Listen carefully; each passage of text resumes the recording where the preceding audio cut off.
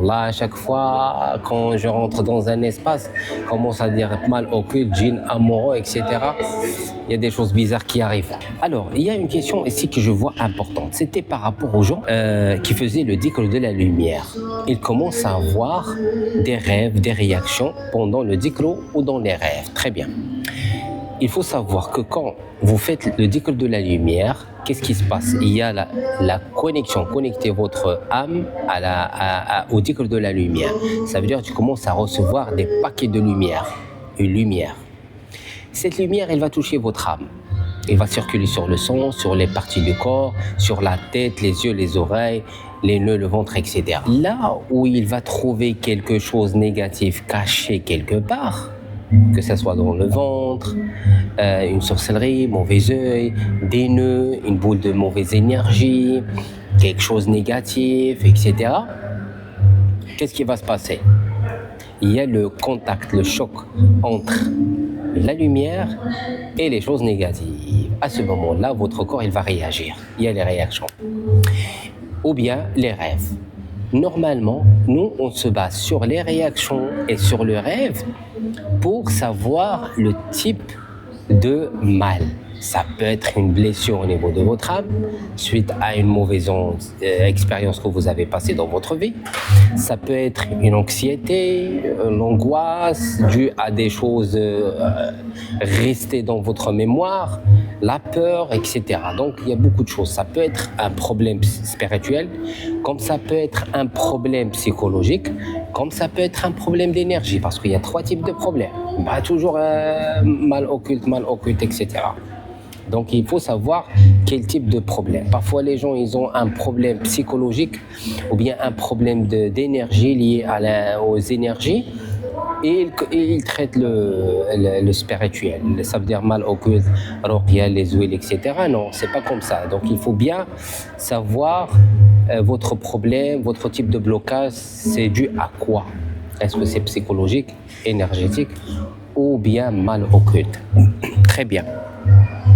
Donc j'ai dit quand la personne il fait le dhikr de la lumière, il y aura ce contact-là avec la lumière, d'accord? Et il y aura les réactions et les rêves. Ça, c'est bien, ce sont des bons signes. Ça veut dire qu'il y a des effets, il y a un résultat. Quand tu fais un traitement, tu vois le résultat, il y a quelque chose qui change, tu dis alhamdoulilah, c'est bien, c'est quelque chose de bien. Parce que la lumière, c'est comme un scanner. La lumière, quand il touche le corps et l'âme, c'est comme un scanner. Il vous montre les côtés sur lesquels il faut travailler.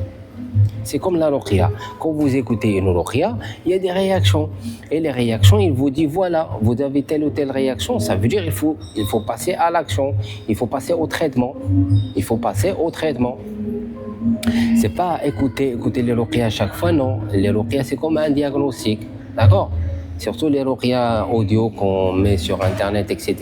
Ce sont des ruqya de diagnostic. Et traiter les cas qui sont faciles. Une mauvaise œil que vous avez capté la semaine dernière, voilà, une mauvaise énergie. Donc c'est les cas qui sont faciles, on peut les traiter avec les ruqya audio sur internet. Maintenant, quand vous faites le dhikr, ça vous montre les côtés sur lesquels il faut travailler, que ce soit au niveau de votre âme, au niveau de votre corps, ou bien l'environnement. Parfois, vous faites un traitement, ou bien vous faites le dhikr, et vous dit voilà, écoute, vous allez voir, tu commences à voir des personnages, des personnes que vous connaissez, que ce soit au travail, la famille, votre belle-mère, ta sœur, tes parents, etc. Tout ça signifie que c'est la source qui a créé le problème. La source. Il ne faut pas dire, c'est pas toujours le djinn. Il ne faut pas dire toujours le djinn, le shaitan, le djinn, la sorcellerie m'ont fait ceci. Non, non, c'est pas toujours ça. Parfois, le djinn, il ne fait rien. C'est l'être humain qui fait les problèmes. D'accord? C'est pour ça qu'il faut distinguer. Quand tu fais le dhikr de la lumière, c'est comme un scanner. Il vous dit, voilà, là où il y a le problème, c'est qu'il faut traiter ce point-là. Vous continuez à faire le dhikr de la lumière jusqu'à ce que tu arrives à un certain niveau de faire le dhikr, tu dors tranquille. Il n'y a pas de rêve, il n'y a pas de cauchemar, je ne vois pas des animaux, ni des personnes, ni rien du tout. Après, tu vas passer aux signes positifs, les signes de la lumière, les signes de la guidance, etc. Ça, c'est le niveau de la lumière. Parce que quand tu commences à faire le dhikr, c'est le dhikr qui va te montrer. Si tu es dans l'étape de nettoyage, tu auras que des animaux, des obstacles, des yeux, des problèmes, cauchemars, les attaques, etc. Machin. Ça veut dire que vous êtes sur cette partie-là. Faut pas se déranger, voilà. Non, non, tu dis c'est normal. Le dhikr, il vous a dit, vous êtes sur l'étape de nettoyage, il faut finaliser cette étape et la compléter. Tu fais le nettoyage, tu travailles, le dhikr, les ruqya, les séances, la hijama, le sport, etc. Tout ce que je vous ai dit. S'éloigner des problèmes, etc. et tout. Quand tu finis l'étape de nettoyage, tu gardes le même dhikr, le dhikr de lumière. Et il va vous montrer d'autres signes, les signes positifs qui vous disent maintenant vous êtes sur quel degré, quel niveau. Après, on pourra voir avec vous quel dhikr, les choses que vous devez faire. Et tout dépend de... Parce qu'il n'y a pas on n'a pas un programme standard qu'on donne à tout le monde. Et chacun a son objectif, chacun a son degré spirituel, chacun a... Il y a plusieurs choses qu'on peut voir. On ne peut pas tout dire, tout ça. Moi, je vous donne quelques signes pour que chacun de vous s'identifie. Voilà, c'était ça. Désolé déjà si vous ne m'avez pas bien entendu avec la musique parce que j'ai commencé à filmer et ils ont augmenté le volume.